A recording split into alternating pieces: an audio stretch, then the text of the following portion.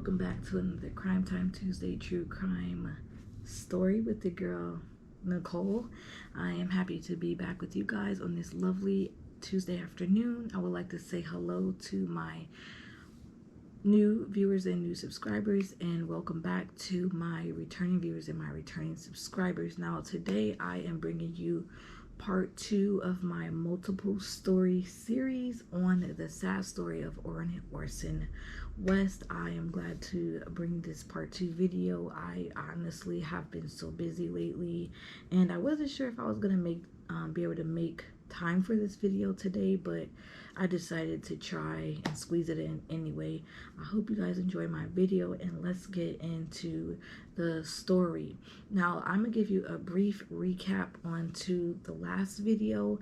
The last date we left off on was March 1st, 2021, where the California City Police Chief and federal agents come back to the home where Orrin and Orson West lived with their adoptive parents, Trezell and Jacqueline West, out in California City, Arizona.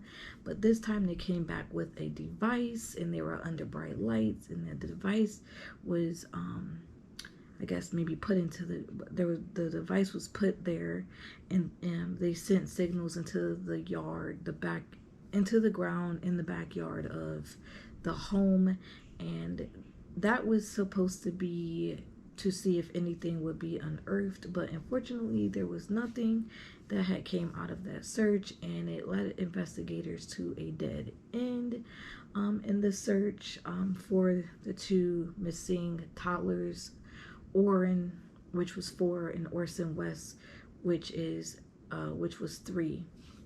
So now we are on to our new date, which is February 2nd, 2021, and at this time there was a candlelight prayer vigil held outside of the home of Orrin and Orson West in Bakersfield, California, where they had lived with their biological mother, Magina Williams, and they had lived here before they were adopted. Now the biological family was raising money for more billboards to be put up with their faces on it, with their information on it, to continue raising awareness in their disappearance. Now on February 19th of 2021, protesters gathered outside of the Department of Health and Human Services building to rally to continue to raise awareness in the case. And also there were online groups that had formed across the country and even across the world on this case, on the disappearance of Orrin and Orson West. And on these groups, they would give you updated information on daily news broadcasts or interviews with the parents, or so on and so forth. They would they would just post new updates on the case as the time as time went on in the boys' disappearance, and in the boys' and in the investigation into their disappearance went on in the following days. Now Bakersfield Police Department was now this point in time in the investigation. Bakersfield Police Department had now become the lead agency investigation on the disappearance of 4-year-old Orrin and 3-year-old Orson West. Now we are going to keep moving forward. The next date that I saw was March 1st of 2021. Bakersfield Police Chief Greg Terry went to speak with 17 News, and as he was speaking with them, he was discussing the case on the disappearance of Orrin and Orson West, age 3 and 4.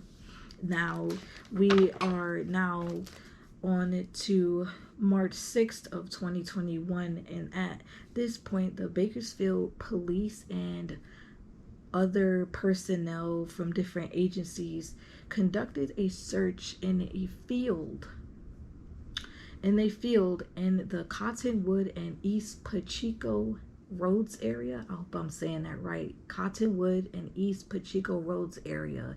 And this was also in connection with their investigation.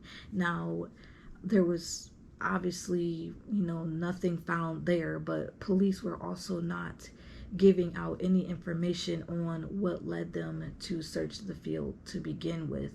So they kept that airtight because they were protecting the integrity of their investigation. Now, by this time in the boys' disappearance, suspicions on what happened to little Orrin and Orson West had begun. Arguments had begun to start. Finger pointing had begun to start. And it soon led to an arrest of a man on misdemeanor warrants after a confrontation with a neighbor. Now, police also did not disclose any details on those warrants and any further details on his arrests. Now we are on to March 15, 2021.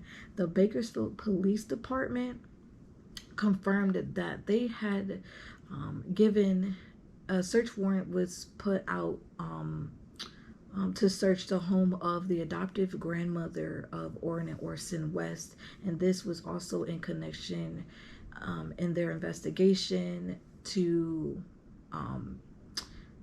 find out if there was any more information that they can get from the home of Orrin and Orson West's adoptive parents, or not adoptive parents, but adoptive grandparent, grandma, to see if they could be located. But unfortunately, when they did had the search warrant, obviously they went and searched the residence and nothing became of that search, and now another dead end in the case. Now on March 19, 2021, the reward amount had risen from $1,000 to $100,000. I'm sorry. The reward amount had risen from $100,000 to $200,000, and this was said to have been the largest amount of reward money that had been put up in the previous days, because the first reward amount was $25,000, and it went from $25,000 to $100,000, then from $100,000 to $200,000. So at this point, the $200,000 reward amount had been risen for anyone who had any information, and this was going to be given out to anyone who had any information on the boys or their whereabouts. And this was said to have been the largest amount of money that had been put up in the previous days, higher than any other reward amount. Now, March 29th of 2021, the mayor of Bakersfield, he released a video message discussing the investigation to find 4-year-old Orrin and 3-year-old Orson West, and he was just putting the message out there, so if anyone had any information, they could probably call their tip line or maybe the police station. And at this point in this video, this will be our last logged date in this video. Now this brings us to March 31st of 2021, and on this date, Police Information Officer Sergeant Robert Pear joined 17 News at sunrise discussing the disappearance of Orrin and Orson West, who had been reported missing by his adoptive parents, Trezell and Jacqueline West, from their home in California City, Arizona, 100 days prior to March 31st of 2021.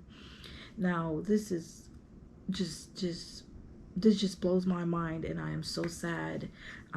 When I was doing this story and gathering my notes and things like that, it just broke my heart that they weren't really finding any answers, and the boys were still missing, and the community had come out and rallied around the adoptive family, or the biological family had come out, the community had come out, everybody came out to support these young boys, these toddlers to be exact, 3 and 4, man, to support these toddlers, looking for them, hoping that they would still be alive and come home soon, hoping for a happy ending, and they're just still not getting anywhere. So this is the last part in our story for this to Crime Time Tuesday true crime story, and I will be working on our hopefully our last part in the story, but I do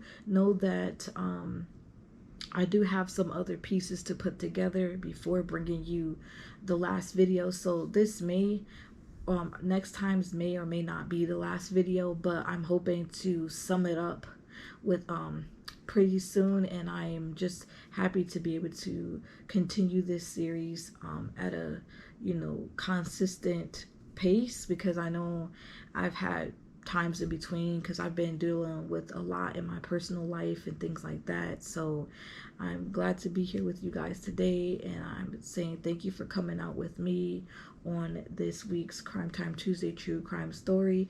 Now I have to unfortunately say goodbye for now, but never forever, and I will see you guys in another Crime Time Tuesday true crime story. Thank you, and I will see you again. So I forgot to add this. Please don't forget to go and comment, like, and subscribe. And I think if there's a post notification button, turn that on so you don't miss out on any of my videos that are going to be uploaded onto my channel. And thank you guys for watching again. And goodbye for now, but never forever.